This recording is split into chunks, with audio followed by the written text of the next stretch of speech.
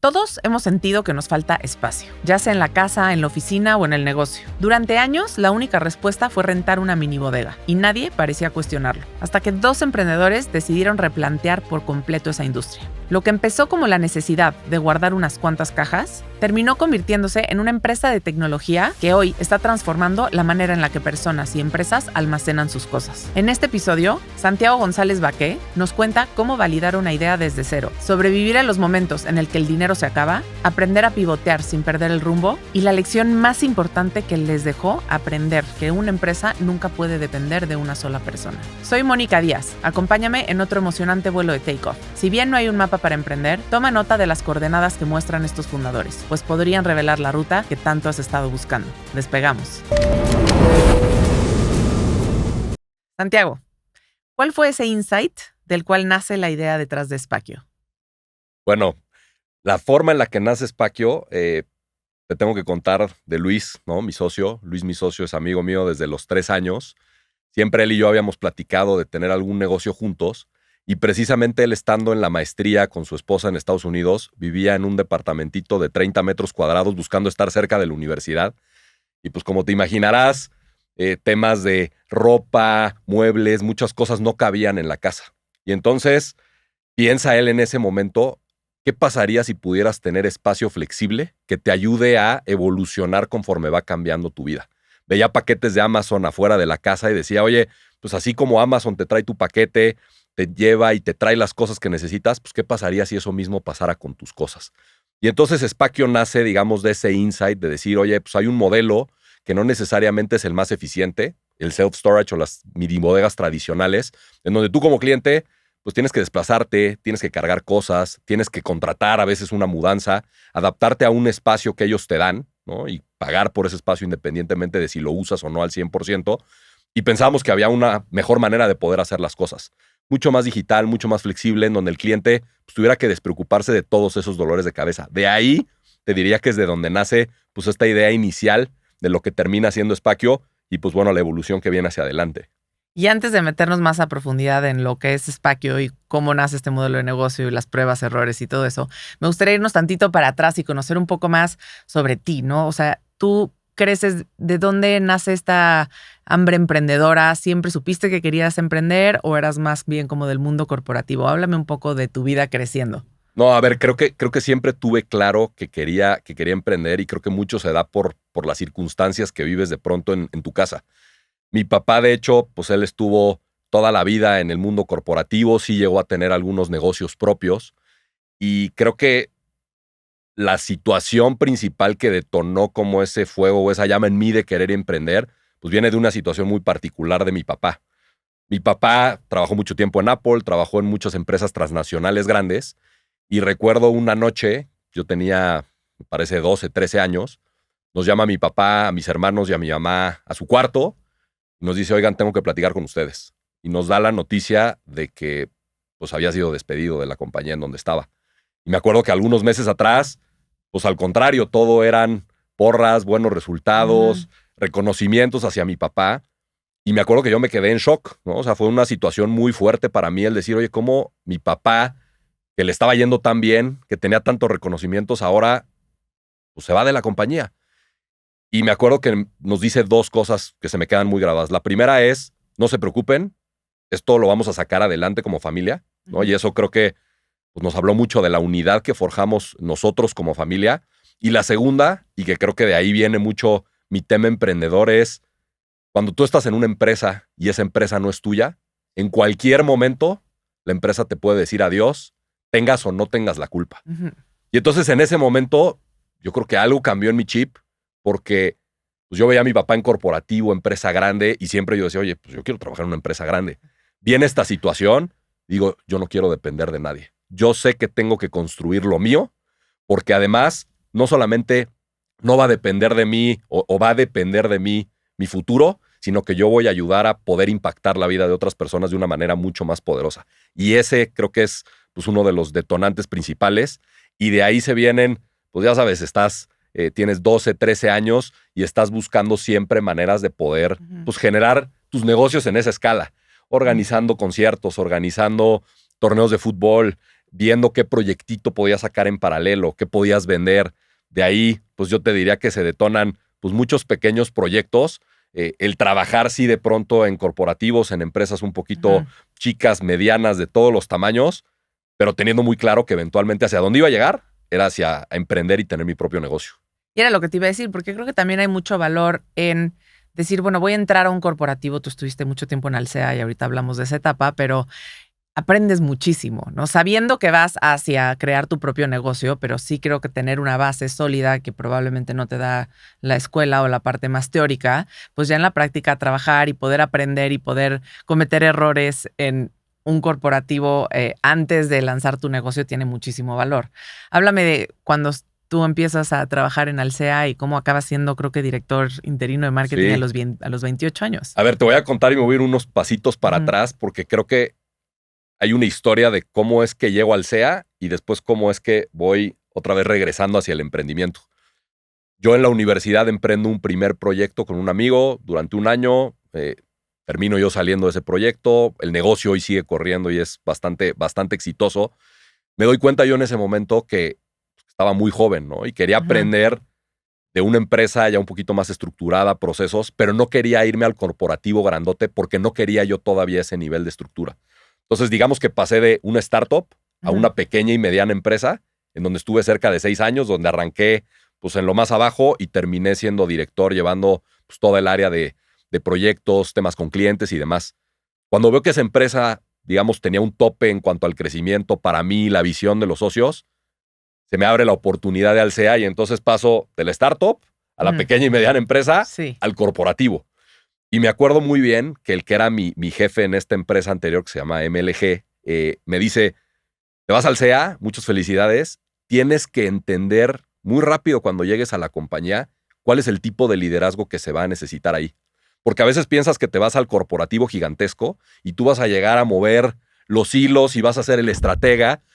Y me decía, y quizás ese no es el tipo de liderazgo que se necesita. Quizás necesitan un liderazgo de alguien que se arremangue, de alguien que entienda los procesos y que a partir de ahí vaya a desarrollar. Y entonces me llevé pues, muy grabada esa frase. Llego al CEA y me doy cuenta que lo que se necesitaba era lo segundo. Yo quizás iba pensando más en el estratega, en el vas a determinar la estrategia y por dónde te mueves. Y no, me toca más bien entrarle a remangar, a entender procesos y demás. Y pasa algo muy curioso. La persona que me contrata, la directora de marketing, a los 3 meses dice bye. Y en ese entonces el director general de Alsea, y que también es socio de Alsea, pues de las diferentes personas que había en el área, me decide poner a mí como director interino de marketing, ¿no? Por encima de personas que tenían 10 años en la compañía, pues muchos más años de experiencia que yo. Evidentemente me sorprendió la decisión.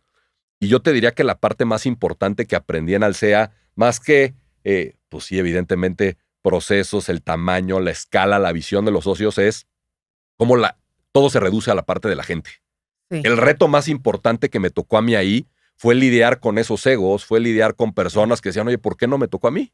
¿Por qué no soy yo el director interino de marketing si yo conozco mejor la compañía, si yo llevo muchos más años que tú?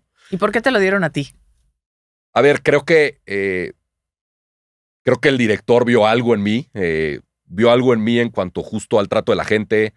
Creo que soy alguien que sabe escuchar, ¿no? Y esa parte creo que es importante cuando tomas una posición de liderazgo.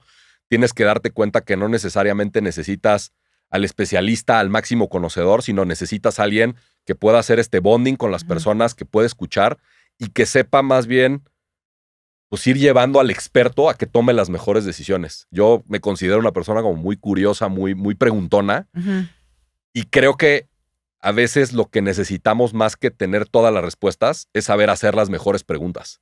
Sí. Y creo que él quizás vio esa curiosidad en mí, vio ese querer tratar y llevarla bien con la gente. Y no te voy a mentir, tuve una cantidad de retos y gente complicada y gente con la que no la llevaba tan bien y gente con la que pude trabajar muy bien. Pero la parte más importante que me llevé es cómo todo se reduce a la gente. Los principales problemas en las compañías a veces no se resuelven en la estrategia, no se resuelven en la ejecución, o sí, pero tienen que ver con la comunicación, con el liderazgo, con el trato con la gente. Ese te diría que es pues, mi joya de aprendizaje, ¿no? Anécdotas interesantes a esto que te hablo de la remangarte, pues muchas veces crees que llegas a una compañía tan pero tan grande, tan importante, cotiza en bolsa y crees que el director va a estar a este nivel. Y me tocó a mí ver directores de marca, de Starbucks, de Vips, ir a las tiendas, ver que un foco estaba fundido y en lugar de decirle a la gente, oye, cambia ese foco, el director agarraba una banca, se trepaba y cambiaba el foco. Y creo que eso es mucho de la cultura de la empresa. Es, oye, acá no hay rangos, no hay jerarquías, lo que hay es una pasión por tener las cosas pues, de la mejor manera posible y atender a los clientes de la mejor forma posible.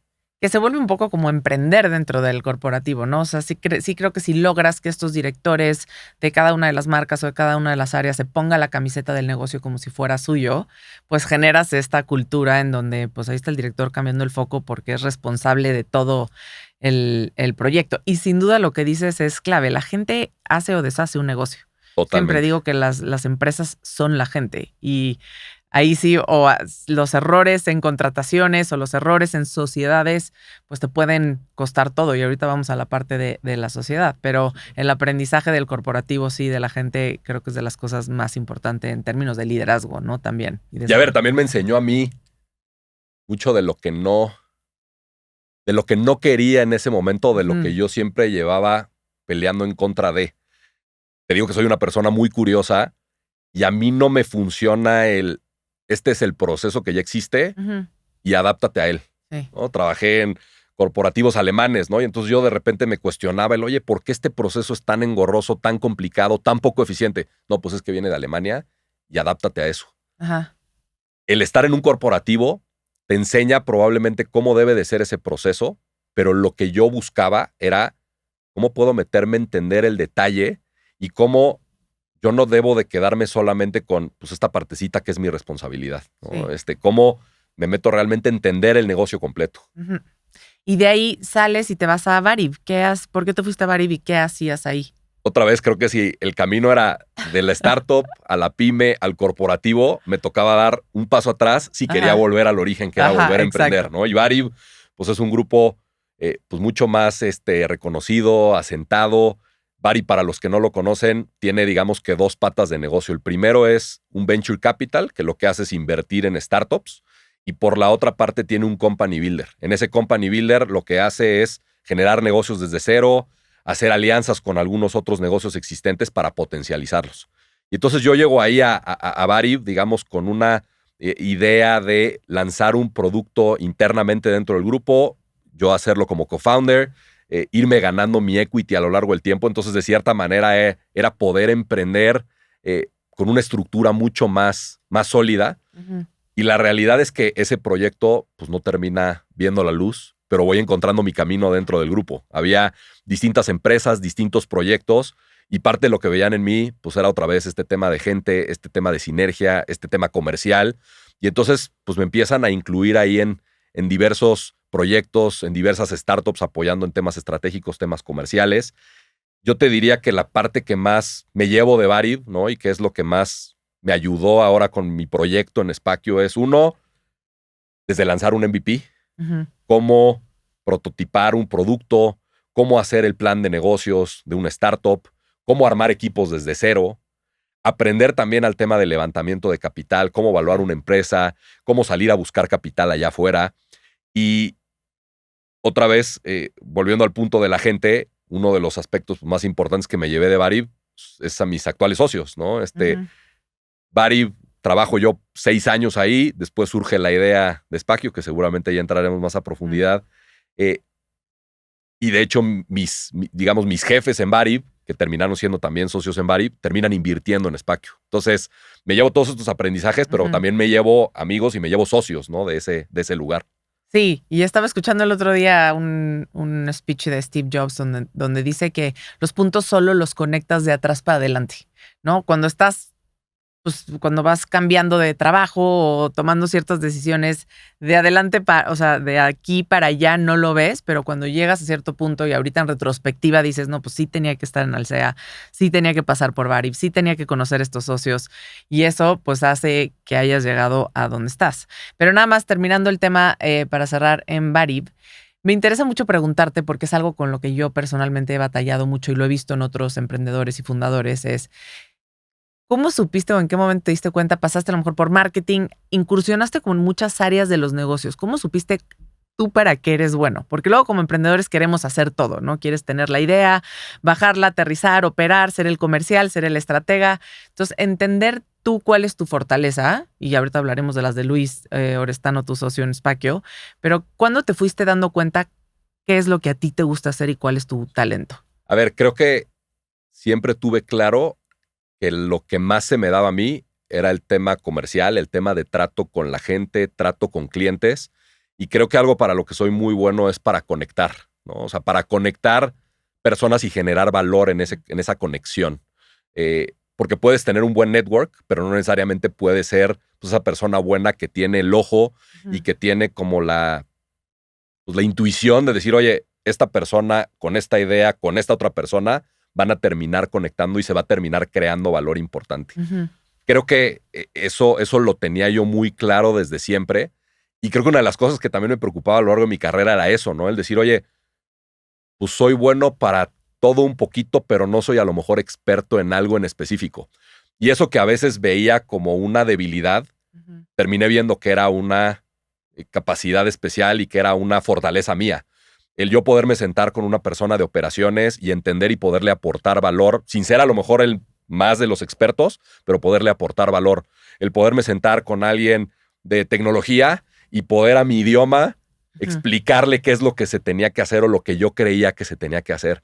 Entonces, eso que muchas veces ves como debilidad, creo que ahí también a veces puede estar tu fortaleza cuando aprendes a darle un buen sentido y un buen uso.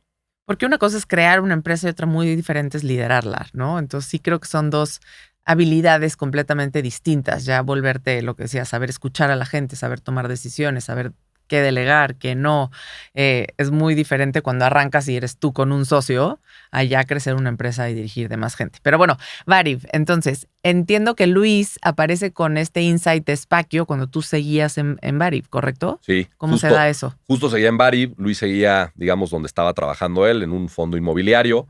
Se acerca a mediados del 2021 para platicarme esta idea en donde, pues básicamente lo que queríamos era transformar la industria de las mini bodegas tradicionales, enfocados más que en ofrecer un almacenaje, ofrecer un servicio o una solución de espacio. Me platica la idea y yo siempre era este cuate que estaba platicando con todo el mundo para ver qué hacía, ¿no? Qué ponía o qué lanzaba. Ujú. Eh, Creo que las oportunidades te llegan cuando las buscas y el hecho de que yo estuviera siempre pensando en esto y en esto y en esto y que tuviera esa relación con Luis, pues hizo que él tuviera la confianza para acercarme conmigo y plantearme Ujú. pues el ser socios desde el inicio, ¿no? Además de pues toda la relación que ya teníamos de muchos, muchos años. Entonces me cuenta esta idea, me hace total sentido. Veíamos de hecho que en Estados Unidos había por ahí un par de empresas que estaban lanzando algo similar. Y empezamos a echar números, ¿no? Empezamos a hacer números, a ver, oye, cómo se tendría que ver este producto, cómo se tendría que ver este servicio. Y uno de los puntos importantes que detectamos en ese entonces era, nosotros no vamos a ser una compañía de infraestructura, ni de fierros, ni de bodegas. Realmente lo que tenemos que hacer es construir una plataforma y una tecnología, que eso es lo que nos va a diferenciar. Y ahí es donde, pues otra vez, hilando los puntos hacia atrás, antes de Alsea trabajo en MLG, y ahí conozco a Marco Suárez. Ujú. Marco Suárez es quien llevaba toda la parte de tecnología, él desarrolló el sistema para los inventarios, para los pedidos del sistema donde estábamos. Y le digo, Luis, oye, creo que conozco a la persona que nos puede ayudar con todo el tema de tecnología. Ujú. Me acerco con él, le platicamos la idea, nos presentamos, le contamos todos los números, todo lo que vemos, y decide inmediatamente treparse también al proyecto. Entonces, de inicio, los tres, salvo las primeras 2 semanas que tuvimos este peloteo, Luis y yo, Ujú. arrancamos Spakio desde cero, ¿no? Y con esta idea muy firme de que lo que nos iba a diferenciar era la tecnología. Era justo lo que te iba a preguntar, que creo que sí entendieron a tiempo que eran una empresa de tecnología y no de logística, que eso cambia todo, ¿no? O sea, Totalmente. porque entonces ya te dedicas bueno, el core y el corazón de esta empresa va a ser el desarrollo tecnológico que ofrece un servicio de espacios y logística y lo que tú quieras, pero sí entender que eres una empresa de tecnología muchas veces, y a mí me pasó también, crees que estás construyendo hacia una dirección y en realidad pues el brazo que necesitas, sobre todo en cuanto a gente, infraestructura, desarrollo, es otro. Entonces creo que lo entendieron muy bien y muy pronto. Sí, de hecho, en esa parte te diría que de las primeras cosas que nos planteamos es, ok, sabemos que somos una empresa de tecnología. Esto es algo que podemos quizás salir a buscar a un director de tecnología, que quizás podemos outsourcear el servicio. Creo que uno de los grandes aciertos que tuvimos es, si nuestro core es tecnológico, tenemos que tener un cofundador tecnológico. No es algo que podamos depender de alguien que a los 2 años dice, oye, muchas gracias, no, o de algo que estás tercerizando y que no forma parte, digamos, del core de tu negocio, de las entrañas del negocio. Entonces, si queríamos que eso sucediera, necesitamos meterle ese ADN tecnológico desde un inicio. Y te diría que algo increíble de Marcos, ¿no? A diferencia de muchas personas tecnológicas que conozco, es que Marcos tiene además como esta visión de negocio que es difícil encontrar de pronto en alguien que es pues, los fierros, los bits y los bytes. Marcos entiende de negocios y se mete a entender el P&L y aporta igual en la parte de ventas que aporta en muchas de las otras áreas. Entonces, la verdad es que un gran embone, ¿no? en el equipo que teníamos ya Luis y yo en estas primeras 2 semanas. Y háblame de este MVP de Spakio. ¿Cuánto tiempo se tardaron en lanzarlo y qué hacía exactamente? ¿Cuál era el producto con el que lanzaron? Buenísimo. A ver, para darte un poco de tiempos. Septiembre empezamos a platicar. Empezamos 2021. 2021. Noviembre 2021 constituimos la empresa. O sea, nosotros dijimos, nada de que empezamos a probar y demás. Vamos a darle formalidad a esto desde un inicio, pero también teniendo claro que nos encontramos en momentos de vida, pues no viviendo a lo mejor en casa de nuestros papás, sino que ya pues, los 3 casados, yo por nacer mi primera hija, Luis en ese entonces ya con 2 o con 3 hijos. Y entonces lo que dijimos es, oye, no nos vamos a lanzar al vacío, sin una red de seguridad. Vamos a probar el modelo de negocio primero. Si le tenemos que dedicar fines de semana, noches, madrugadas, saltarnos alguna junta y después reponer pues ese trabajo en otras horas, había que hacerlo. Y entonces de noviembre a marzo 2022 construimos el producto que básicamente era una página de internet que te permitía cotizar más o menos el espacio de lo que ibas a necesitar, te permitía agendar una cita de recolección para que nuestro equipo fuera a tu casa pues, a hacer todo el inventario de los artículos que nos íbamos a llevar a la bodega a almacenar, y después te permitía ver tu inventario y pedir las cosas.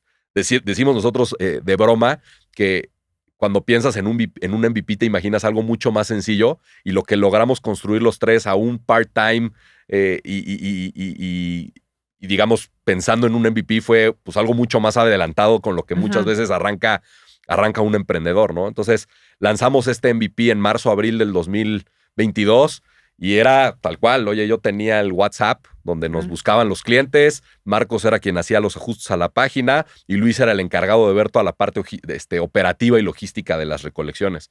Me acuerdo perfectamente el día que nos cae ese primer lead y me acuerdo que le escribo al grupo y les digan, oigan, cayó el primer lead. Y, oigan, acabamos de cerrar a la primera clienta y necesita que vayamos por sus cosas el jueves. Pues, ¿quién puede de los 3? No, pues yo puedo. Y nos lanzamos, Marcos y yo, en esa primera visita. Era una señora que estaba ayudando a sus hijos, que puntualmente iban a dejar un departamento y hasta dentro de 3, 4 les entregaban el nuevo. Y necesitaba un lugar donde guardar las cosas. Y me acuerdo que llegamos nosotros con nuestra playerita, nuestra gorra de Spakio y un equipo logístico que subcontratábamos en ese entonces. Y pues ponte a emplayar, a empacar, a hacer el inventario, que en ese entonces lo hacíamos escribiendo en hojas las medidas, escribiendo el nombre del artículo, tomando fotos de todo. Terminamos haciendo esa recolección y me acuerdo que al salir la señora nos dijo, es que no sé qué hubiera hecho sin ustedes. Tenía que entregar el departamento hoy. No me daba la vida para entregar, para darle las cosas, una mudanza, para llevarlas a una bodega. Y ustedes me resolvieron absolutamente todo. No tuvimos que mover un dedo nosotros. Y entonces, así como esta señora, ese primer año nos lo aventamos pues prácticamente los 3 de esos primeros 100 clientes que logramos cerrar en ese año. Al menos alguno de los 3 visitamos a cada uno de estos clientes. Y eso nos sirvió pues para darnos cuenta que realmente estábamos solucionando un problema real, que nuestra solución era distinta, ¿no? a lo que había allá afuera, y que realmente pues estamos trayendo un producto, un servicio que generaba mucho valor a las personas, ¿no? Y entonces, viendo todo esto, dijimos, oye, pues toca dar el siguiente paso, ¿no? Y para dar ese siguiente paso, pues pensamos que el camino era levantar capital. Y a eso iba, ahorita creo que ya lo contestaste un poco, pero sí me interesaría profundizar tantito en esto porque lo importante que es para un fundador, un emprendedor, realmente vivir y estar en contacto con los clientes. Ustedes a estos 100 clientes los visitaban, hablaban con ellos, iban, venían, se llevaban los muebles. Creo que entiendes y aprendes mucho más haciendo eso que desde una oficina, ¿no? O sea, tienes que estar en la calle, tienes que estar con tus consumidores, tienes que estar haciendo demos de tu producto. ¿Qué dirías, digamos, que aprendieron ustedes que fue lo más valioso de estar ahí? Que a lo mejor entendieron, oye, el modelo de negocio que pretendíamos no jala tanto por acá. O sea, ¿vieron algo ahí que pudieron pivotear o corregir en ese momento del negocio? Sí, a ver, te diría que nuestra tesis inicial o las barreras que nosotros veíamos en un inicio a lanzar el producto es, a ver, lo que tenemos que probar nosotros es que una persona que está acostumbrada a llevar las cosas a una bodega, que siente que es suya porque tiene su llave, que tiene el total control de lo que hay en la bodega, pues se va a rifar a contratar a una empresa nueva que no tiene nombre y que le dice, yo me llevo tus cosas, las guardo y después te las entrego. Entonces decíamos, el componente de seguridad va a ser sumamente importante para los clientes.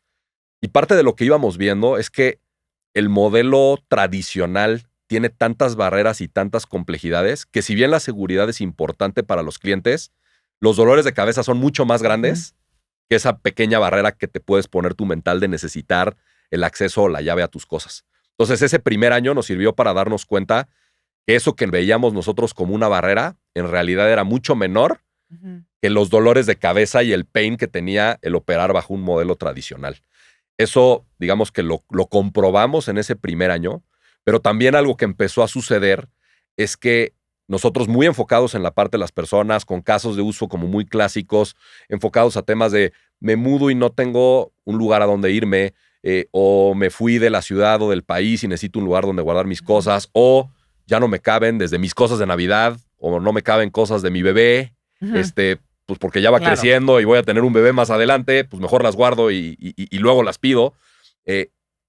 Nos empezaron a caer de pronto pues, situaciones que no nos hubiéramos imaginado. Con nuestra misma pauta, nuestra misma página de internet, muy enfocada a las mudanzas y a estos casos de uso, de repente nos caen, voy a decir nombres, Amazon y Oxxo.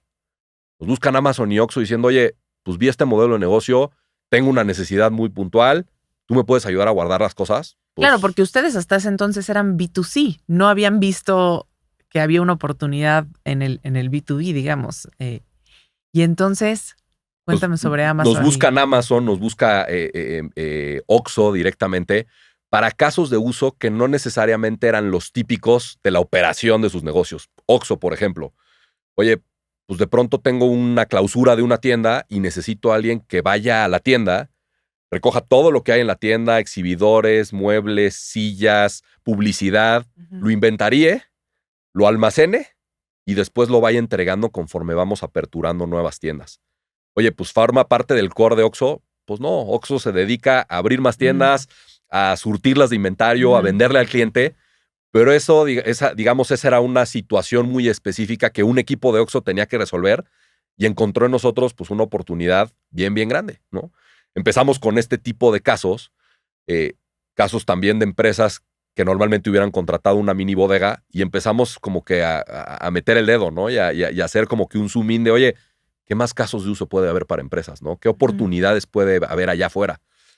Y si nosotros decíamos en un inicio que éramos la alternativa digital o la mejor solución a la mini bodega tradicional, lo que nos empezamos a dar cuenta con la parte de las empresas es que nos convertíamos en una mejor alternativa que tú tener tu propio almacén, que tú tener tu propia infraestructura, que tú montar tus racks, que tú tener que encargarte de toda la operación del almacén. Y ahí es donde pues ahora sí que destapamos como una caja de Pandora en donde vimos, oye, pues hay oportunidad con comercializadoras, con empresas que a lo mejor tienen almacenes, pero los saturan en ciertas temporalidades del año y necesitan espacio flexible sin tener que contratar una bodega por largo plazo. El tema de marketing, ¿no? Las agencias de marketing, todas estas agencias de producciones que muchas veces empiezan, no sé, desarrollando materiales de marketing para una marca grande y esa marca grande después le dice, oye, pues guárdame esos materiales. Y la empresa de marketing termina montando un almacén sin ser experto en almacenarlo, en operarlo. Y de pronto dicen, oye, pues existe una solución allá afuera en donde yo le puedo seguir brindando el servicio a mis clientes, pero no tengo que hacerlo yo todo porque hay un experto que me ayuda a hacerlo. O sea, sin querer descubrieron todo un universo enorme de negocio que no estaba en el radar cuando lanzaron. Totalmente. Y háblame, ahorita que hablas de levantamiento de capital, creo que siempre digo que es diferente salir y pedir dinero con una idea que con un concepto ya aprobado. Entonces ustedes salen, testean que sí hay demanda, generan esta atracción. ¿En qué momento salen a levantar capital? A ver, te voy a platicar una historia previa porque eso que dices es bien importante. Nosotros sabíamos que queríamos levantar capital una vez que tuviéramos como mucho más probado el modelo de negocio. Y ahí por azares del destino y porque teníamos gente en común y conocida, nosotros lanzamos en marzo, abril, y en mayo se acerca con nosotros un fondo de inversión. Nos dice, oye, sé que están construyendo esto, me interesa platicar con ustedes. Le decimos, oye, aguántanos, estamos apenas lanzando, queremos llegar con algo mucho más construido y demás. Nos dicen, no, a mí donde me interesa entrarle es justo en la etapa en donde estás tú. Y entonces, pues vamos emocionados a picharle a este fondo con lo que nosotros creíamos y entendíamos de nuestro negocio en ese momento. Y si bien nos fue bien, pues no terminó habiendo inversión, no terminamos nosotros de ver toda la oportunidad que había. Y el fondo, pues por lo mismo también nos dijo, oye, pues no voy con esa, digamos, con esta inversión. Y entonces ahí nos dimos cuenta, ¿no? Y comprobamos que, no, a ver, tenemos que llegar con los elementos mucho más agarrados, mucho más entendidos. Y fue ya más hacia finales del 2022 que ya teníamos esta atracción de cerca de 80 clientes y demás que dijimos, bueno, ahora sí demos ese paso de empezar a buscar allá afuera. Primeros acercamientos, tenía algunos amigos, ¿no? En fondos de inversión, algunos más chiquitos, otros más familiares y demás. Y yo mandaba un poco como el dardo, ¿no? Así de, oye, te voy mandando mi deck para que le eches un ojo y veas qué onda. Y uno de estos cuates me contesta y me dice, oye, vi tu deck, me gustó, no sé si yo le voy a terminar invirtiendo, pero me tomé la libertad de mandárselo a Oso Traba. Y entonces se lo manda a Oso Traba. Yo había platicado con Oso Traba en algún momento de otras cosas y me busca Oso directo y me dice, oye, San, vi que estás trabajando en esto, me interesa platicar con ustedes. Nos sentamos un viernes a platicar con Oso, a plantearle todo nuestro modelo de negocio, nuestra visión, y nos dice ese día, oigan, pues creo que voy a invertir, voy a hacer algunos checks el fin de semana, como que hizo ahí algunos temas de pedir referencias de nosotros con ciertos conocidos y demás, y el lunes nos dice, pues va con este ticket, pues mándenme su cuenta.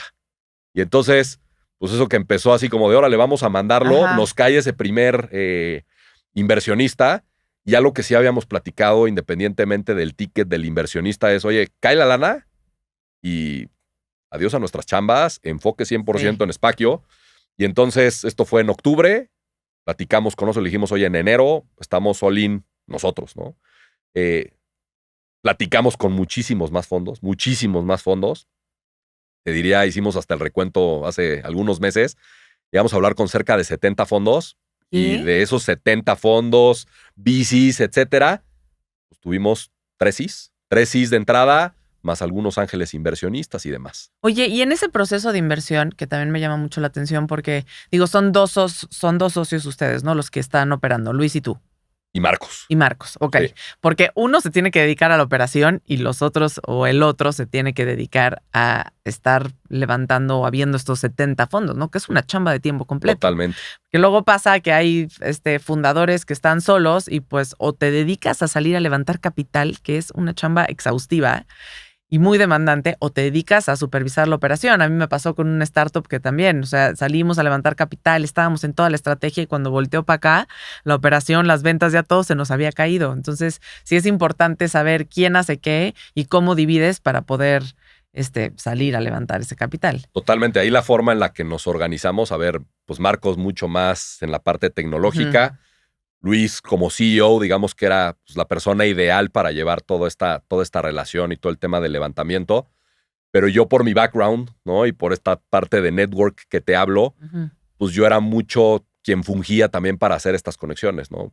Traje a Bariba a la mesa, puse a distintos fondos, Luis y Marcos pusieron también otros. Luis era quien lideraba toda la parte de las conversaciones, pero algo que nosotros le veíamos valor era, si bien Luis es digamos, quien en su mayor porcentaje de tiempo se dedica a esto, para nosotros la parte importante era si nosotros vamos a picharle a un fondo, a nosotros nos gustaba estar en esas reuniones los tres, porque sentíamos que el valor, y te lo dicen los mismos fondos, muchas veces no invierten en el negocio, en la idea, sino en quien están invirtiendo realmente es en las personas. Por supuesto que tienes que tener un modelo de negocio interesante, atractivo, de buen tamaño de mercado, pero el validador número uno es el equipo. Y entonces, para nosotros era importante que en esos pitches, pues nos vieran a nosotros tres como un gran equipo que se complementaba muy bien. ¿Qué cambia cuando recibes inversión? Oh, todo. Todo te diría que lo primero que cambia es ese sentido de responsabilidad, ¿no? Porque cuando eres tú con tus dos socios, dices, oye, pues esto no jala. Y pues no jaló, ¿no? Y tenemos además nuestra chamba y si no, veremos qué hacemos.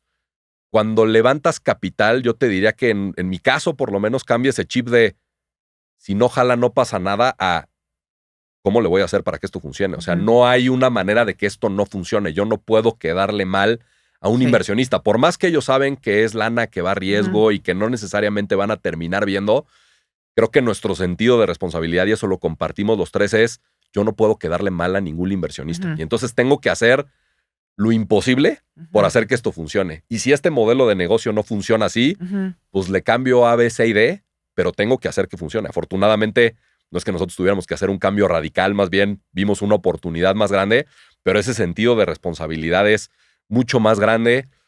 También te diría que cambia en muchas veces para bien, porque cuando eliges bien también a tus inversionistas, pues lo que tienes es en tu mesa a gente que te puede aportar valor de distintas maneras. Entonces, por ejemplo, oye, pues tienes a un Oso Traba que tiene una red y que tiene un conocimiento de emprender muy alto, que cuando nosotros nos acercamos con él, pues nos aporta valor hacia su network, nos aporta valor hacia lo que él conoce en su camino como emprendedor. Cuando tienes a un Liverpool, ¿no? Que es otro de nuestros inversionistas, pues imagínate lo que te aporta una estructura, una organización como Liverpool en temas de conocimiento de manejo de almacenes, de logística, de rutas.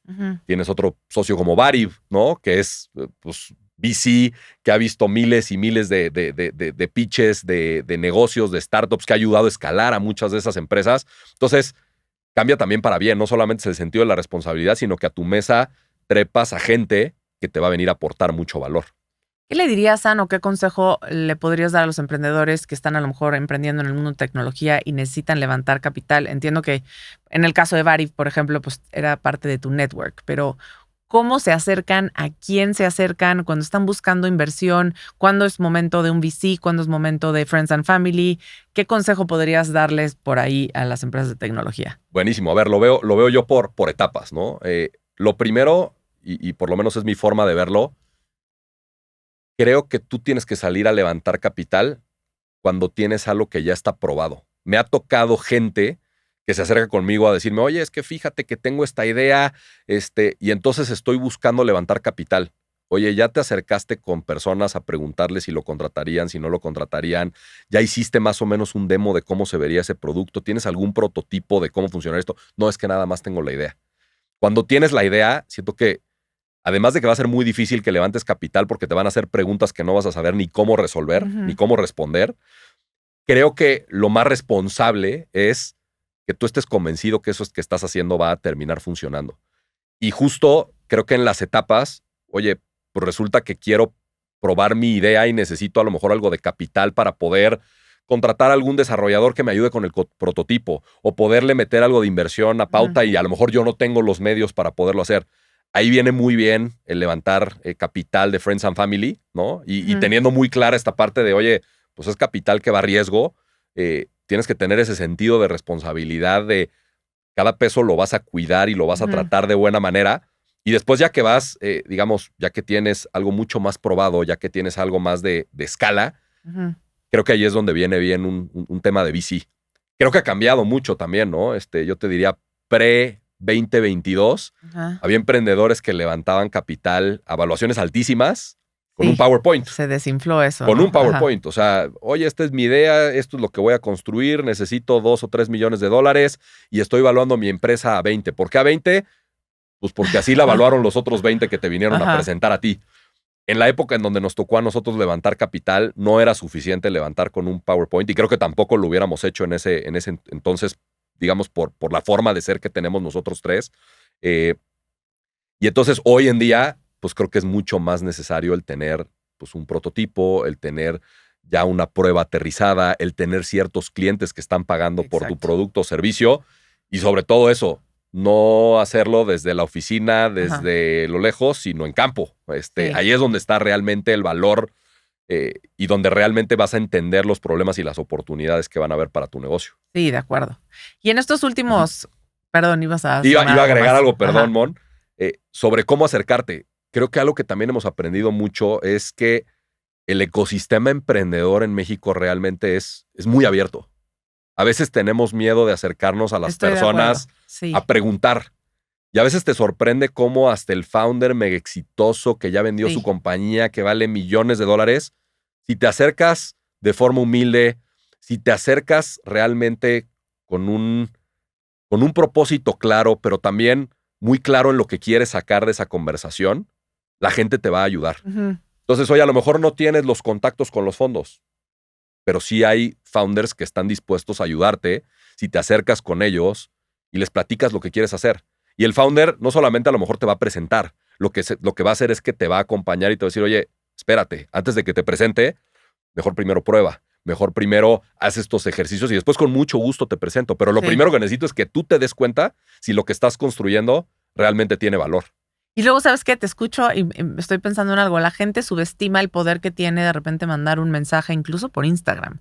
Yo me acuerdo que a Oso Traba en su momento, cuando yo estaba lanzando un negocio, le escribí, le dije, oye, tengo esto, me encantaría tu opinión. Claro, mándame tu deck. Por X o Y no se lo acabé mandando, pero sí, la gente sí, muchas veces sí responde. Tenemos esta preconcepción de, no, ¿cómo crees que le voy a escribir? ¿O cómo crees que me va a contestar? Y muchas veces sí contestan, sí responden, sí te aconsejan. Tener como tu grupo de founders en la misma industria siempre ayuda. Y somos, no sé por qué en México tenemos un poquito más de resistencia a eso versus a lo mejor fundadores con los que me ha tocado convivir probablemente en Estados Unidos, incluso en otros países de Latinoamérica. Pero sí, acercarte al de al lado, preguntar, creo que ese es el camino correcto para llegar a la persona correcta. Si algo no tengo, te puedo decir en eso, es que yo no tengo miedo. No tengo miedo, no tengo pena. Y como te digo, soy muy curioso. Y de hecho, ahorita que hablas del Instagram, me acerqué, me acuerdo, en un entonces con Baris Babé. No sé si lo ubicas, él fue founder de Sin Delantal, hoy es founder de Pulpo. Tuvo ese éxito pues, bastante relevante y exitoso con Sin Delantal. Y me acuerdo que yo me acerqué muy a los inicios. Oye, Baris, fíjate que estoy emprendiendo, me interesa si me puedes hacer intro con algunos fondos. Y él me presentó con Kasek, por ejemplo, este fondo de los founders de Mercado Libre. Y me los presentó después de haberle escrito un Instagram, de haberle mandado mi deck, después de haber tenido una conversación. Y cómo vas conectando puntos. Hoy te puedo decir que Baris es amigo. Y hablando de ese grupo de founders en tu industria, pues hace 2, 3 semanas nos fuimos a comer Baris, Josu de Cubo, que lo tuviste por acá, y Jaime Tabachnik de Solvento. Todos como en la industria logística, todos en distintas etapas.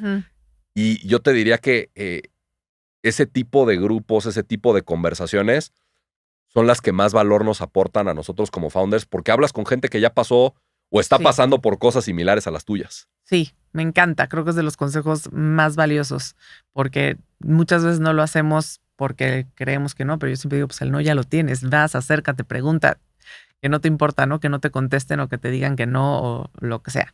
Regresemos a Spakio en estos últimos 4 años, digamos, de 2022 a 2026. Háblame un poco de estos errores, aciertos. Lanzaron Spakio Shop en el Inter con otra intención. ¿Cuál ha sido, digamos, el pivot más grande que ha hecho Spakio? A ver, te voy a hablar de Spakio Shop y después te hablo de la parte del pivot. Cuando estás en este proceso de levantamiento de capital y cuando estás como, no sé, el mundo startupero de repente puede parecer demasiado glamoroso y te puedes dejar llevar pues, por estos que llaman shiny objects, ¿no? Entonces, pues nosotros tenemos un negocio que no es el más sexy, que requiere muchísima operación y que pues nosotros de repente decíamos, ¿y cómo le podemos encontrar como el lado sexy, no? Veíamos que muchas personas, en ese entonces enfocados solamente en personas, almacenaban con nosotros mientras querían vender sus artículos, ¿no? Oye, tengo este mueble y pues quiero almacenarlo contigo porque estoy buscando a alguien que me lo compre, o a lo mejor lo tengo ahorita y sí lo quiero y lo necesito, pero a los 7 meses me doy cuenta que mejor lo quiero vender. Y entonces nos nace la brillante idea de decir, oye, ¿qué pasa si además de ayudarle a almacenar a los clientes, les ayudamos a vender las cosas?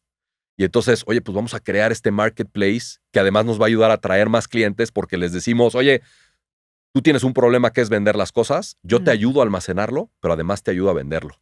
Y entonces lanzamos esta idea de Spacchio Shop, que básicamente era un marketplace en donde nosotros, digamos, subíamos los artículos de las personas que querían vender, les tomamos fotos profesionales, hacíamos un poco de benchmarking de la parte de los precios, hacíamos las descripciones y entonces nos dedicábamos a vender los artículos de los clientes. Y ustedes lo vendían y lo enviaban. Y lo entregábamos. Porque teníamos pues la solución completa, ¿no? La recolección, el almacenaje y la entrega.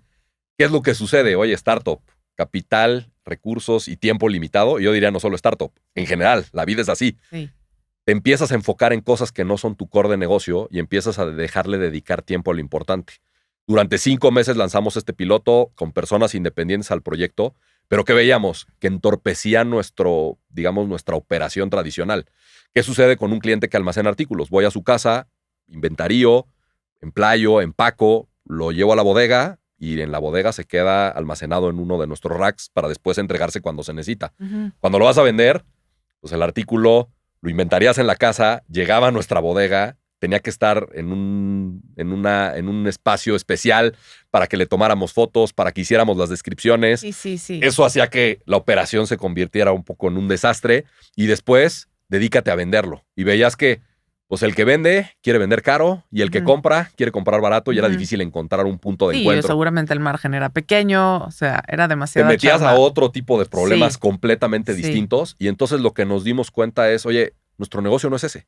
Nuestro negocio es lo que nosotros sabemos hacer muy bien, que es recoger, almacenar y entregar y tener este inventario digital. Pero dedicarnos a la venta de artículos es un modelo de negocio completamente distinto. Y a ver, eventualmente con más escala, parte de la visión es que Spacchio pueda ser una plataforma que te permita hacer o tener opcionalidad de cosas que hacer con tus artículos. No es el momento, quizás nunca vuelva a salir a la luz Spacchio Shop, pero de los aprendizajes importantes que tuvimos es foco. Lo que dejas, a veces como emprendedor, más que elegir qué haces o a qué le dedicas tu tiempo, es saber escoger a qué le dices que no. Esa es, digamos que uno de los puntos más importantes.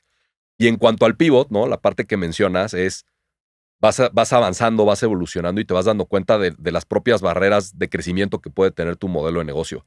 Nuestro modelo de negocio hoy requiere pues, altos niveles de capital. Cada bodega que tú tomas, la infraestructura que necesita en racks, en camionetas, etcétera, pues es bastante capital.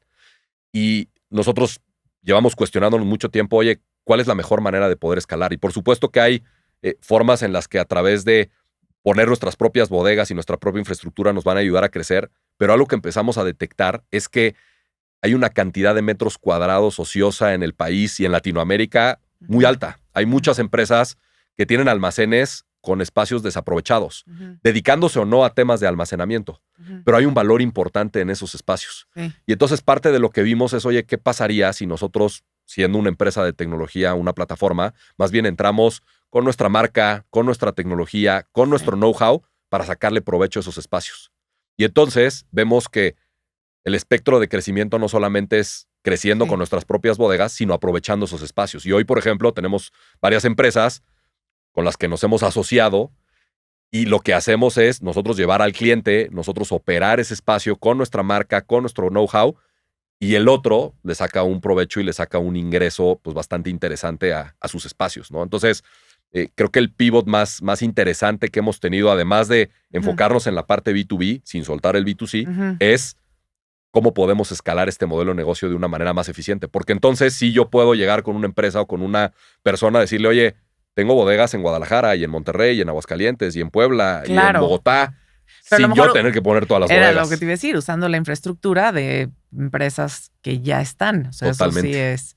¿Cómo vas encontrando? ¿No? Le vas jalando el hilo y vas encontrando estas oportunidades que a veces se traducen en algo riesgoso, como lo que fue Spacchio Shop, pero lo tienes que hacer, ¿no? En una de esas le pegas y está bien, es parte de emprender, salir y testear nuevos productos y luego decir, no, esto no jala. Sí. Y hoy en el share de Spacchio, B2B versus B2C, ¿Cómo se comportan? ¿Cuál Sí. es el que mayor ingreso les genera? Mira, hoy tenemos cerca de 1,600 clientes activos. El 85% de esos clientes son personas, el 15% son empresas, Ujú, pero ese 15% de las empresas nos hace el 60% del revenue. ujú. Entonces, a ver, hay muchos que nos dicen, oye, ¿por qué no te enfocas nada más en la parte de las empresas? A ¿No? eso iba. Ajá. La verdad es que nosotros vemos esa diversificación como una fortaleza bien importante. Hay muchas cosas interesantes del segmento B2C que nos aportan al B2B y viceversa. Por ejemplo, el B2C, cuando tú eres una marca que va al consumidor final, necesariamente tienes que hacer marketing. Y ese marketing te ayuda a que tu marca se vuelva más reconocida y Ujú, eso le cascadea hacia la parte de ujú. las empresas. Dos, cuando tú tienes clientes B2Cs con clientes más pequeños o con tickets, perdón, más pequeños, lo que haces es diversificar tu base. Ujú, Hoy nuestro cliente más grande no representa más del 5% del negocio. ujú. Entonces, el negocio eventualmente tiene un churn. Hay clientes que van dejando tu almacén, no porque el servicio sea malo, sino porque dejas de necesitar el almacenamiento, pues porque ya te mudaste a tu casa y necesitas tus cosas de regreso. Y el hecho de que tengas estos clientes B2C, lo que te permite es diversificar tanto la base que nunca te vuelves dependiente Sí. de alguien. Entonces, nos gusta mucho el modelo de negocio Ujú, porque nosotros decimos que es como si fuera un software as a service, ¿no? Tú pagas una membresía mensual ujú. en donde sabes que un 3 o 4% de tu renta se va, pero no arrancas el mes que viene desde cero. Sí, No es sí. como un e-commerce que, oye, vendiste 100 este mes Sí, otra vez de y cero, el ¿no? mes que Ajá. viene, pues otra Otros vez la 100. ratita a venderles de cero. Ajá, Nosotros sabemos que a lo mucho, de 100 arrancamos con 97 y es ajá. muy fácil, pues siempre continuar con este crecimiento ascendente. Entonces, la diversificación es importante y también te diría que muchas funcionalidades que lanzamos para el B2C nos terminan ayudando a que la plataforma B2B tenga también pues como ciertas capacidades que son relevantes. Te voy a poner ejemplos muy concretos. Cuando nosotros le recogemos a una persona una cama, pues esa cama puede estar compuesta de la cabecera, las patas, el colchón, la base. Y la forma en la que los inventariábamos de manera inicial es, pues cada uno de manera independiente. Ujú. El cliente, cuando quería pedir su cama, tenía que seleccionar, mándame la pata, mándame la cabecera, Ajá. mándame la base. Y a raíz de eso dijimos, oye, pues hay que crear un producto que sea como consolidado, en donde sí inventario cada uno de manera independiente, pero tengo la cama, para que cuando el Ajá. cliente quiera pedir la cama, no tenga No que ir tenga. uno por uno, Sí, selecciona claro. la cama. Ese tipo de cosas son funcionalidades que cuando comparas a lo mejor un 3PL tradicional en la parte del Ajá. B2B, no tiene esa versatilidad, esa flexibilidad que nosotros hoy sí le podemos ofrecer a la empresa. Entonces, nos ha sumado mucho el B2C al B2B Ajá. y el B2B también nos ha ayudado mucho al B2C.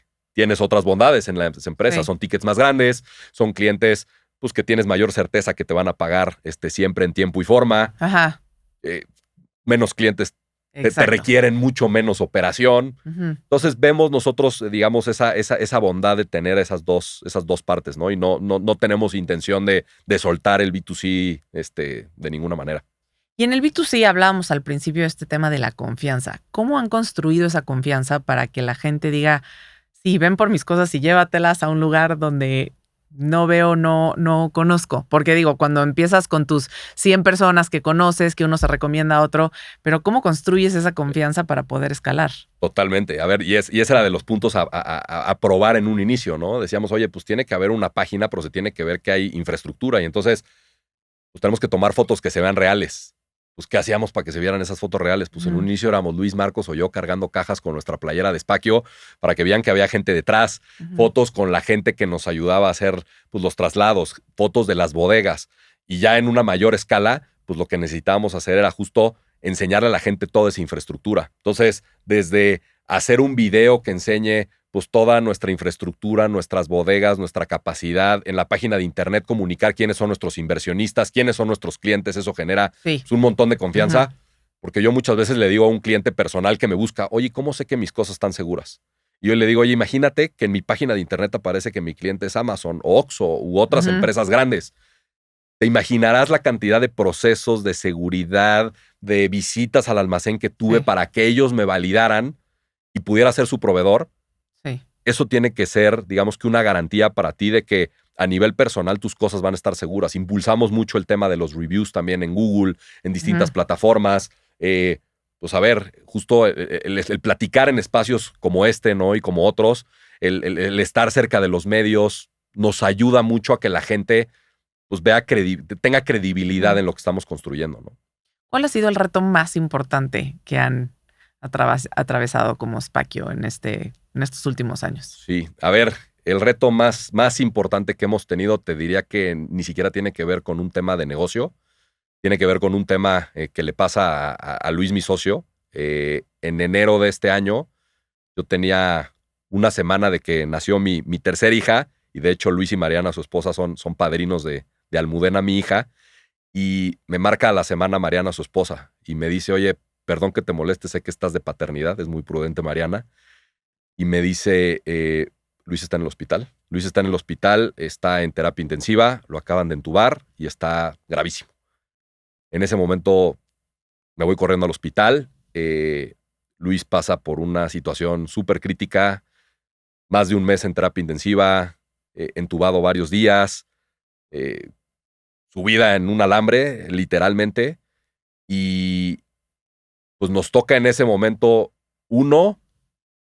salir adelante en la parte emocional, enfrentar esto en la parte emocional, porque más que un socio, pues Luis es mi mejor amigo, es mi hermano, es mi compadre.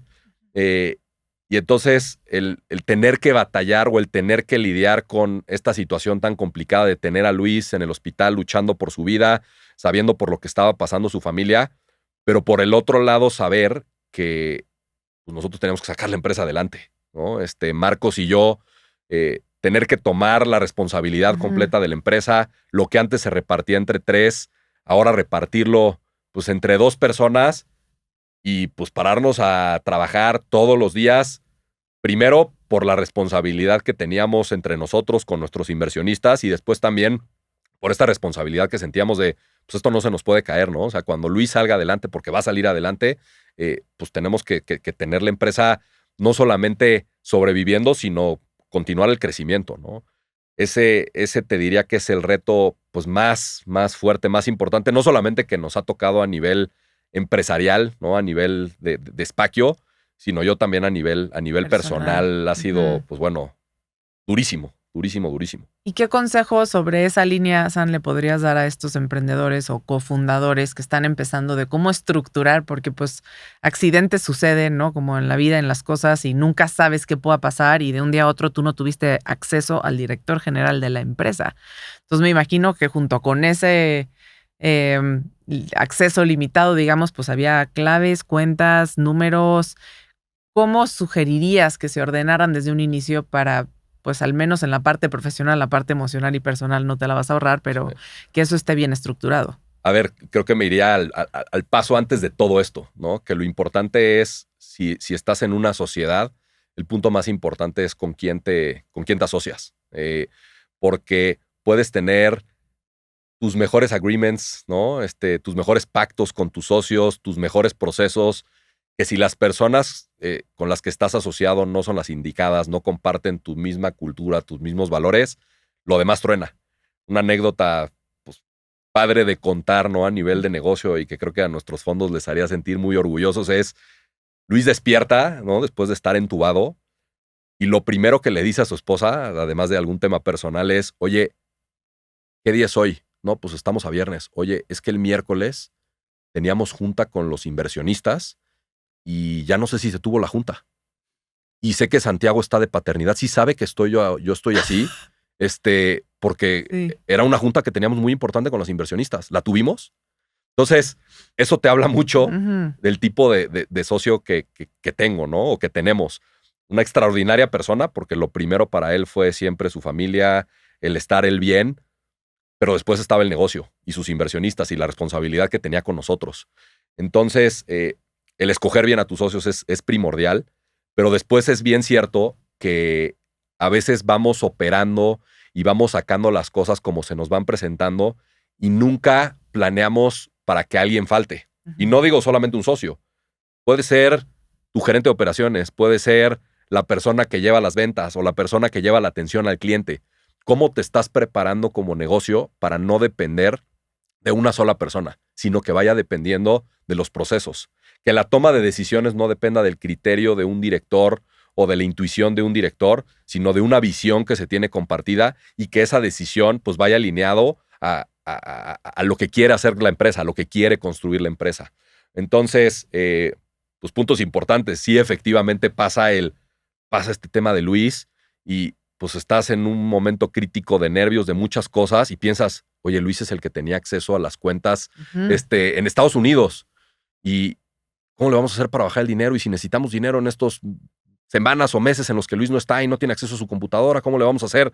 Después, a ver, te calmas y te das cuenta que pues sí teníamos un documento en donde estaba todo pues, estructurado, donde teníamos los accesos, las claves, las contraseñas y pudimos entrar sin ningún problema, pero eso te lleva a pensar, oye, ¿qué otras cosas a lo mejor dependen de Luis o dependen de nosotros que pudieran no hacerlo? Porque yo quisiera que si en un mes me quiero ir de vacaciones por 2 o por 3 semanas, la empresa pueda seguir funcionando independientemente de que esté yo o no esté. O que si me pasa algo, pues Spakio no dependa pues, de ese contacto que yo tengo o no dependa de esa habilidad que yo tengo para que siga creciendo y siga subsistiendo. Entonces, parte de lo que hemos sido, o de los objetivos que nos hemos puesto Marcos y yo, y ahora Luis, que digamos que ya no todavía operando, pero está desde su casa muy al pendiente de lo que vamos haciendo en Spakio, es cómo le hacemos para tener pues, esos procesos, cómo le hacemos para automatizar muchas cosas, porque ahí no nos tocó no solamente cachar, sino decir, oye, pues antes mi día a lo mejor duraba 10 o 12 horas chambeando con esta cantidad de trabajo. Ahora se me sumó esta otra cantidad de trabajo. Punto muy importante, ¿cómo priorizo? No voy a poder sacarlo todo probablemente. Tengo que priorizar y después tengo que ver dónde pueden haber eficiencias. Hay cosas que a lo mejor podemos automatizar, hay cosas que a lo mejor podemos delegar y soltar a algunas otras personas, hay cosas que a lo mejor tenemos que cambiar la perspectiva y decir esto no es importante ahora. Pero algo que también decidimos en ese momento, porque los fondos nos decían, oye, ¿qué vas a hacer? ¿Vas a traer más personas para cubrir este gap que está dejando Luis en este tiempo que no está trabajando con ustedes? Y la conclusión a la que llegamos Marcos y yo es, necesitamos darnos este tiempo para entender cuáles son todas esas cosas que hacía Luis, todas esas cosas que hacemos hoy nosotros, porque a lo mejor yo digo, oye, Luis llevaba la parte operativa, pues me voy a traer a alguien que me ayude en operaciones, pero a lo mejor ahí no es el mejor lugar para meter los recursos. Prefiero cacharlo, sí meterme mis friegas de 2 o de 3 meses en lo que entiendo muy bien qué es lo que se necesita y después hacer los ajustes que se vayan a necesitar, pero mucho más quirúrgico, porque lo peor que podíamos hacer en ese momento era tomar decisiones apresuradas por los nervios de los que después nos podíamos arrepentir. Sí, no, totalmente. Y creo que estas cosas siempre te ponen en un lugar donde te obligan a priorizar no solo el día a día de lo que estás haciendo, sino la visión de la empresa, tú en lo personal, cómo priorizas tu vida y creo que te ayudan a acomodar muchas cosas. Siempre la vida en general, o sea, va a ser un parteaguas para bien. Me acuerdo de las primeras visitas que tuve con Luis ahí en terapia intensiva. Evidentemente que la preocupación principal es, oye, que Luis salga adelante de esto, pero yo parte de lo que le quise transmitir a él es, oye, Luis, a ver, acabas de pasar por algo durísimo, ¿no? Durísimo. Y yo como socio tuyo entendería si me dices hoy, no quiero regresar a Spakio. Me cambió la visión de la vida y quiero dedicarle más tiempo a mi familia, quiero meterle tiempo a algo que sea a lo mejor menos demandante, menos exigente. Y Luis me dijo, no. O sea, yo quiero regresar a Spakio y voy a regresar a Spakio. Me apasiona, me encanta lo que hacemos. Tenemos una oportunidad gigante.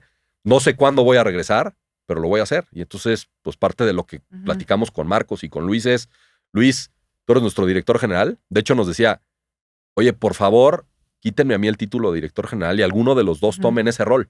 Y lo que le dijimos es, no, tú eres nuestro director general, no vamos a hacer cambios hasta que no haya un sí o un no completamente rotundo de tu parte. El equipo, la gente allá afuera sabe que los tres somos un equipo, somos una unidad y que el título es lo de menos. Y entonces nos acercamos con Luis con esto, nos dice que quiere regresar a Spakio y pues la idea es esa, ¿no? O sea, que Luis más adelante pueda integrarse. Hoy Luis desde su casa, en un proceso de recuperación largo, pues empieza a involucrar en algunas reuniones, temas con inversionistas. Nos ayuda mucho también el que él ahora no esté operando porque ve cosas que a lo mejor antes no veía, ¿no? Se quitó como pues esa ceguera de taller que muchas veces tienes y de repente pues llega con nosotros a una reunión a decirnos cosas de, órale, viste algo que a lo mejor si hubieras estado metido en el negocio no lo hubieras visto. Claro, el cambio de perspectiva te da pues obviamente te hace ver las cosas desde un lugar distinto que aporta, en este caso, a lo mejor mucho más valor. Oye, Sani, para cerrar, sí me gustaría recapitular en estos 5 años de Spakio. Los emprendimientos son de repente así, arriba, abajo. ¿Han estado a punto de cerrar, de quebrar? ¿Han estado en algún momento en un punto que se hayan quedado sin flujo? ¿Tú has estado en algún punto donde hayas querido tirar la toalla y has dicho, esto ya no va a jalar? Sí me gustaría entender estos puntos de quiebre y cómo los resolviste a nivel psicológico y profesional. Claro, a ver, nunca hemos estado a punto de quebrar. Sí estuvimos en una situación crítica de dinero, pero fue más bien por tomar una decisión arriesgada nosotros en un momento dado. Básicamente íbamos creciendo, estábamos platicando con los fondos de tener una extensión de la ronda, ¿no? Que invirtieran capital adicional. Los fondos nos dicen, van para adelante, todavía sin tenerlo a lo mejor firmado, sin tener el dinero en el banco. Pues dijimos, oye, seguimos creciendo, necesitamos seguir creciendo, vamos a agarrar una siguiente bodega. Agarramos una siguiente bodega sin tener todavía ese capital, ¿no? Ese capital tardó en llegar algunos meses por procesos internos de los fondos y demás, y nos tocó, pues, cerca de 3, 4 meses, pues, decir nosotros como founders, oye, nos cortamos el sueldo, pues, vámonos 3 meses sin cobrar absolutamente nada porque no podemos poner en riesgo, pues, ni a nuestra gente, ni todos los compromisos que tenemos con bodegas, con arrendamientos, con muchas cosas. Y te diría que esa es la situación más crítica que hemos pasado a nivel de lana. ¿Qué nos enseñó esto? A ver, creo que puedes tomarlo de diferentes puntos de vista, ¿no? Si nosotros no hubiéramos agarrado esa bodega, a lo mejor el crecimiento se hubiera frenado, que a lo mejor tampoco nos hubiera pasado nada si hubiéramos frenado por ahí un par de meses o 3 meses ese crecimiento. Pero sí creo que lo que nos enseña es nunca tomar decisiones que sean de 0 a 1. ¿A qué me refiero de 0 a 1? Si la tomas y te sale mal, todo se te puede ir abajo, ¿no? Ese tipo de decisiones requieren tener mucho más certeza, mucho más amarrados todos los elementos. A diferencia de, oye, te sale algo mal, bueno, pues puedes perder tanta lana, ¿no? Te puede costar X. Oye, el tomar una bodega sin a lo mejor tener la lana comprometida, firmada, etcétera, pues a lo mejor nos pudo haber metido en una bronca de dejar de crecer. Truenas y no tienes para pagar las cuentas, ¿no? Entonces, creo que ese es uno de los principales aprendizajes que nos llevamos. Las decisiones que te pueden llevar a una tragedia son decisiones que tienes que tomar con mucho más elementos, mucho más amarrado, mucho más comprometido todo. Y lo demás, pues una startup es experimentar, ¿no? Te contamos la parte de Spakio Shop y yo le decía a mis socios, a ver, ¿qué porcentaje creen ustedes de lo que hemos levantado en total que se fue, digamos, a aprendizajes equivocados, experimentos que no tuvimos que haber hecho? Porque yo creo que en toda startup seguramente hay un porcentaje de lana que dices, esta lana, si hoy volviera el tiempo atrás, pues a lo mejor no lo hubiera invertido de esta manera. Llegamos más o menos a la conclusión de entre un 5 y un 10%. Y entonces pienso y digo, oye, creo que es muy válido que en este proceso de arrancar, de emprender, pues vayas haciendo estos experimentos. El fondo también lo que quiere es que vayas probando y que vayas viendo por dónde se va dando el camino. Uno de esos experimentos fue apostarle a las empresas, ¿no? Si no hubiéramos invertido dinero en apostarle a eso, pues a lo mejor no hubiéramos encontrado esta oportunidad.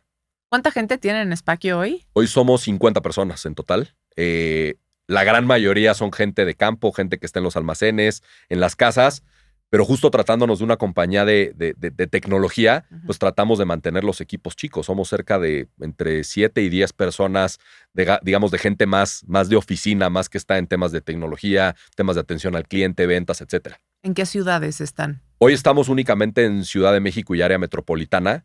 Y también creo que ese es uno de los tabús que existen alrededor del VC, ¿no? En esas épocas de capital más accesible, pues pensabas que arrancabas una ciudad y para volverte más atractivo para los fondos y para los clientes y para la historia que cuentas allá afuera, pues ¿cuándo abres Guadalajara? ¿Y cuándo abres Monterrey? ¿Y cuándo te vas a Colombia? Y entonces, imagínate que cuando arrancamos, nosotros registramos la marca Spakio en Brasil, en Colombia, en México, en Estados Unidos, ¿no? O sea, decíamos, oye, tenemos que estar blindados porque hacia allá vamos. Y después te das cuenta con este tema de foco y demás, oye, la Ciudad de México es un mercado lo suficientemente grande como para que te estés aquí. Y hasta que no lo agarremos todo, no es una varios años. A ver si viene pensado hacia finales, principios del año que viene, empezar a abrir otras ciudades, pero justo con este esquema de partner, en donde podemos probar primero.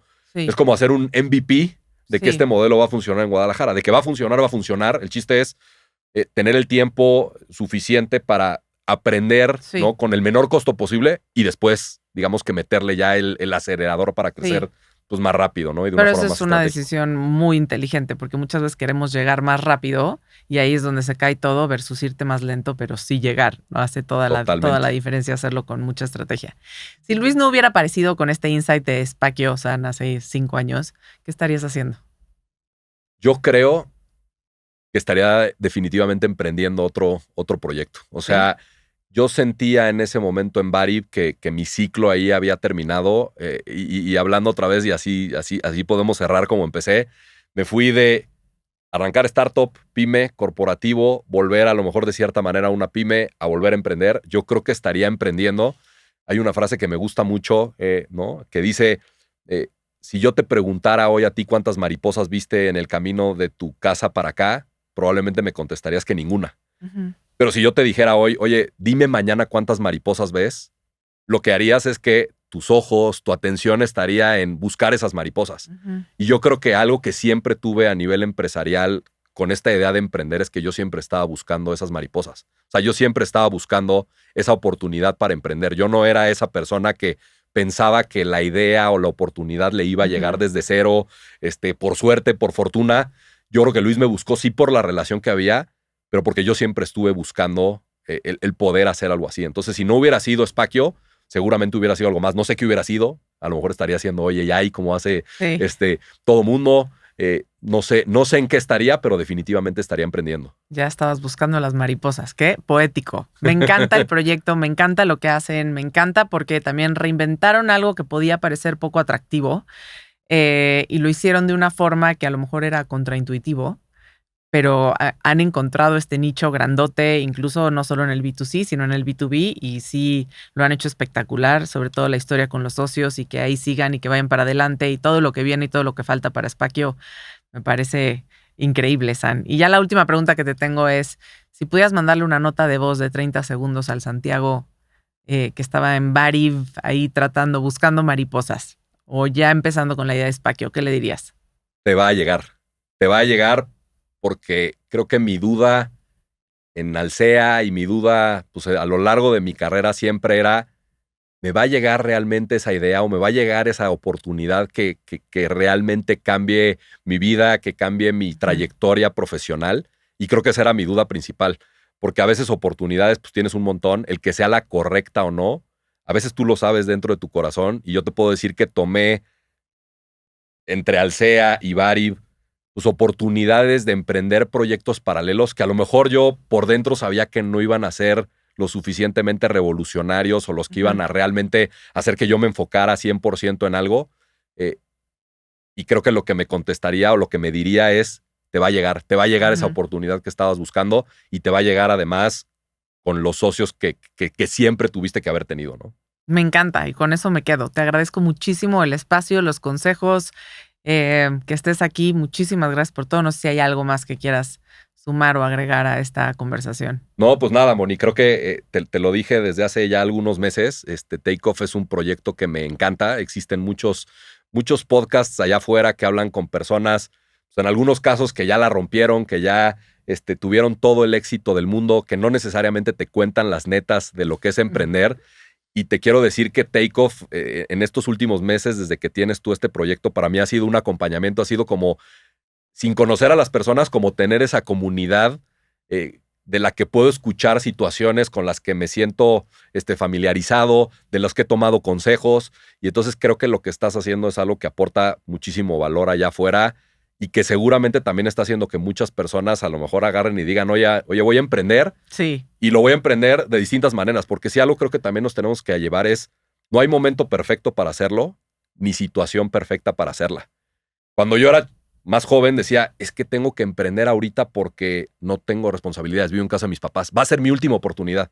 Y después vas avanzando y te das cuenta que la experiencia vale, ¿no? Ujú, Y lo mismo, oye, voy a emprender antes de que tenga hijos porque no tenga responsabilidad. Y pues bueno, a mí el emprendimiento me llegó a punto de nacer mi hija. Entonces nunca ujú. es tarde para hacerlo y tampoco nunca hay el momento perfecto ni la historia perfecta. Hay quien se lanza al vacío y le funciona muy bien. Hay quien de forma más conservadora lo hace como nosotros probando un modelo de negocio y ni una está bien ni la otra está mal. Pero lo que sí es, pues necesitamos más gente que se atreva a dar ese paso. Sí, y que no tiren la toalla también. Parte de la misión, y lo dijiste muy bien, de lo que estamos haciendo aquí, es que independientemente de la industria, del fundador con el que estamos platicando, todo el mundo se puede relacionar con las historias, con los puntos de quiebre, con la parte personal, independientemente del negocio en el que estén. Entonces también de repente escuchar, te lo digo yo como emprendedora, ¿no? Escuchar a otros fundadores que dicen, oye, sí, estuvimos a punto de quedarnos sin lana o nos quedamos sin lana tantas veces o me peleé con los socios, me quitaron la empresa y cómo lo resolvieron, pues sí te das cuenta que todos hemos estado ahí. Y pues no es por nada que solamente el 2% de los emprendimientos mexicanos llegan a los 2 años de operación. Yo creo que, digo, entiendo que hay muchos negocios que no despegan, pero sí hay muchos que a lo mejor tiramos la toalla antes de tiempo por no saber darle la vuelta a resolver y es un camino muy solitario. Entonces, este es el objetivo de Takeoff. Y por eso me encanta que estés aquí, San, para acompañarnos entre todos y hacer el viaje menos solitario. Felicidades por lo que están haciendo, los admiro muchísimo y gracias por el tiempo. Gracias a ti, Mon.